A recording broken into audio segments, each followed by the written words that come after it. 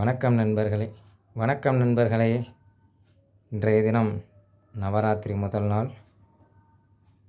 நமது அம்பிகை நாலாமருளும் தேவி ஸ்ரீ முத்தாலம்மன் ஆலயத்தில் நவராத்திரி விழாவானது அம்பிகைக்கு அலங்காரங்கள் மட்டும், சிறப்பு அலங்காரங்கள் மட்டும் நடைபெற்று பூஜைகள், ஆலய திருப்பணி நடப்பதனால் பூஜைகள் எதுவும் நடைபெறவில்லை.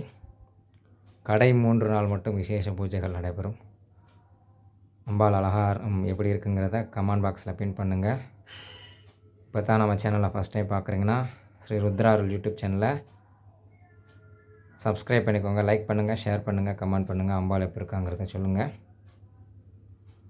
நவராத்திரி முதல் நாள் மாரியம்பிகையாக அம்பிகை முத்தாலம்மன் வந்து காட்சி அளிக்கின்றாள்.